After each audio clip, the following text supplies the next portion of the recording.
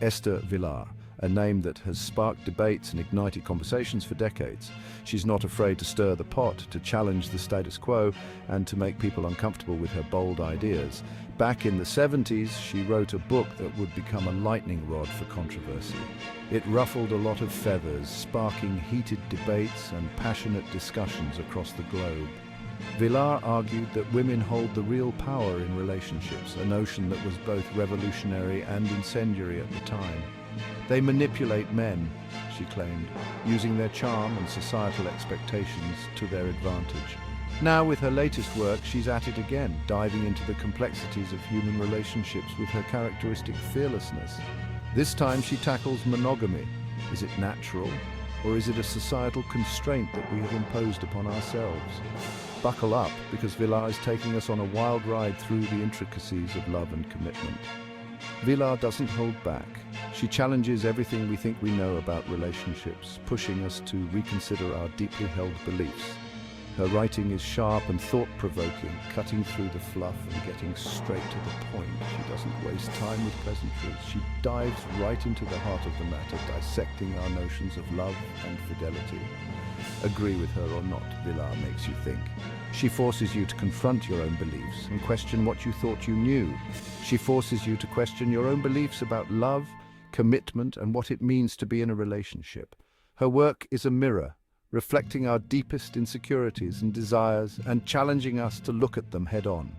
Whether you agree with her conclusions or not, there's no denying the impact of her words. Vilar's voice is one that cannot be ignored. In a world where conformity is often the norm, Esther Vilar stands out as a beacon of dissent, urging us to think differently and to question everything. Her work continues to inspire, provoke, and challenge, making her a truly controversial voice in the landscape of modern thought. So, as we delve into her latest work, let's keep an open mind and be prepared to have our perspectives shifted. Esther Vilar is here to make us think, and she does it with unapologetic boldness. A controversial voice indeed, one that continues to resonate and challenge us long after the last page is turned. So, what's the deal with monogamy? Is it something that is inherently part of our nature? Or is it something that society has nurtured us to believe in? Is it hardwired into our DNA? Are we biologically predisposed to seek out one partner for life, much like some animals in the wild? Or is it a social construct, something we've been taught from a young age?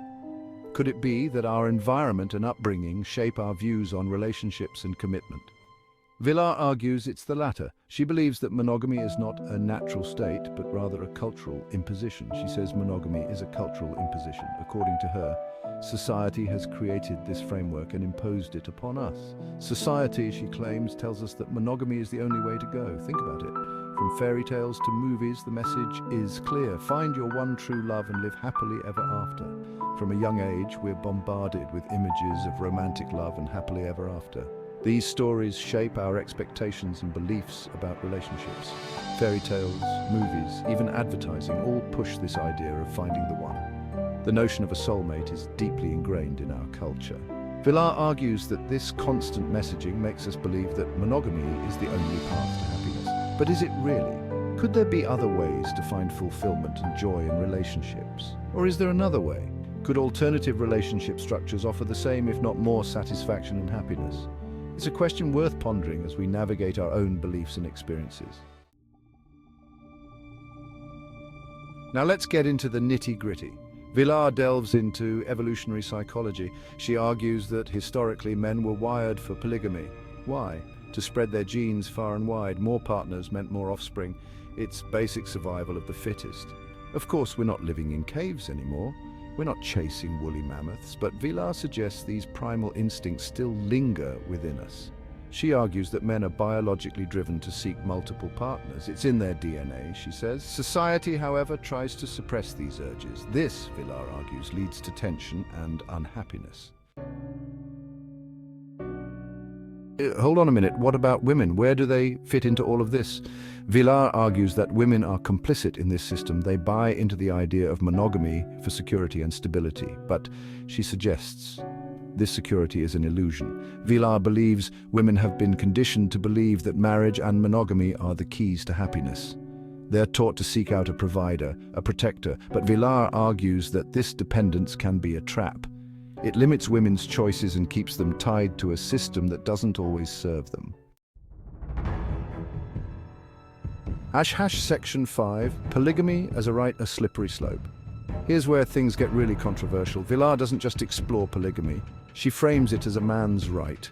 She argues that men should have the freedom to pursue multiple relationships if they so choose. This, she claims, would lead to greater honesty and fulfillment. Now, I know what you're thinking. This sounds like a recipe for disaster, and many critics agree. They argue that framing polygamy as a right ignores the potential for harm. It opens the door to exploitation, jealousy, and emotional turmoil. Section 6, Modern Love Challenging Traditional Norms. But hold on, the world of relationships isn't black and white. It's a complex tapestry of emotions, desires, and individual needs. Today, relationship experts like Esther Vilar and Dan Savage are challenging the traditional monogamous script. Perel, for example, argues that monogamy can coexist with the desire for others. It's all about communication, honesty, and setting boundaries. Savage, on the other hand, advocates for ethical non-monogamy. Think open relationships and polyamory. These approaches, while unconventional, offer alternative ways of experiencing love and commitment. Section 7, Communication is key, navigating open relationships. Here's the thing about any relationship, whether it's monogamous or not. Communication is key. It's about expressing your needs and desires openly and honestly. It's about listening to your partner and respecting their boundaries. Open relationships, while potentially fulfilling, require a lot of work. It's crucial to establish clear guidelines and expectations. Jealousy and insecurity can rear their ugly heads. That's why constant communication and emotional maturity are essential.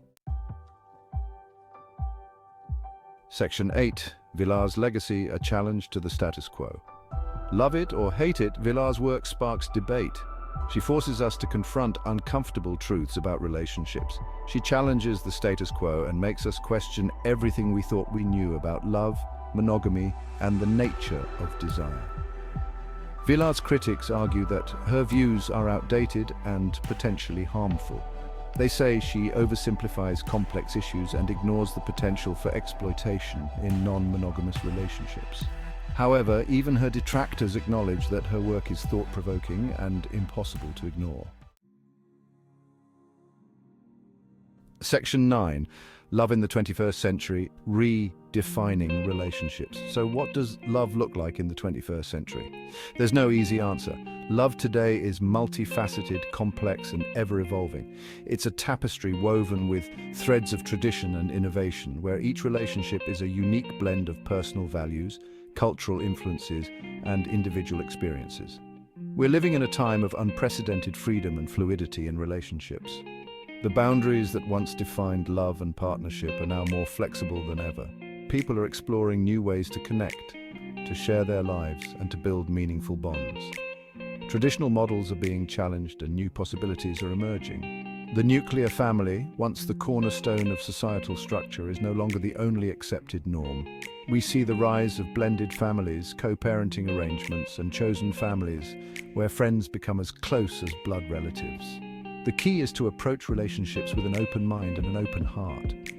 Embrace the diversity of human connection. Understand that love can take many forms, and each form is valid and beautiful in its own right. Communicate honestly, respect boundaries, and above all, prioritize consent and emotional well-being. These principles are the foundation of any healthy relationship, whether it's romantic, platonic, or familial. Whether you're a die-hard monogamist or a curious explorer of alternative relationship models, the landscape of love is vast and varied. Polyamory, open relationships, and other non-traditional arrangements are becoming more visible and accepted. The most important thing is to find what works for you and your partners. It's about creating a relationship that reflects your values, meets your needs, and brings joy and fulfillment to your life. In the end, love is about connection, understanding, and mutual respect. So, redefine your relationships in a way that feels right for you, and cherish the journey of discovering what love means in the 21st century.